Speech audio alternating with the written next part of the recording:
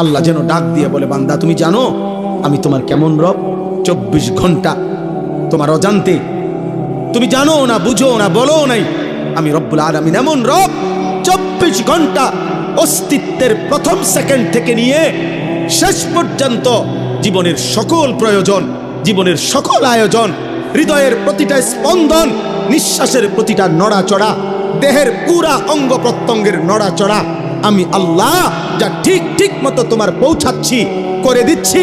গোটা কায়নাত আমি তোমার জন্য বারবার, একবার আলো দিয়ে সাজাই, একবার অন্ধকার দিয়ে সাজাই, একবার রাত বানাই, একবার দিন বানাই, একবার সকাল বানাই, একবার দুপুর বানাই, সপ্তাহ বদলাই, মাস বদলাই, দিন বদলাই, শরীর বদলাই, স্বাস্থ্য বদলাই। চিলা ছোট্ট বাচ্চা বানাইলাম শক্তিমান যুবক, আবার বানাইলাম বৃদ্ধ, চিলা দুর্বল বানাইলাম সবল, চিলা অসুস্থ বানাইলাম সুস্থ, চিলা গরিব বানাইলাম ধনী, চিলা সম্পদহীন দিলাম সম্পদ। এত কিছু 24 ঘন্টা যে মালিক আমি নিজ যত্নে তোমার করছি। আমি তোমার সেই মাওলা, আমি তোমার সেই আল্লাহ। তোমার সেজদা দিতে বলছি বান্দা, অন্য কেউ না।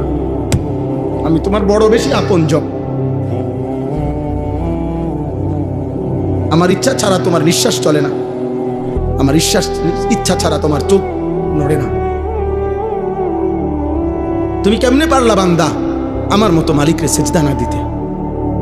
বলো না আব্বা, বলো না ভাইয়া, আমার প্রিয় সন্তান বলো।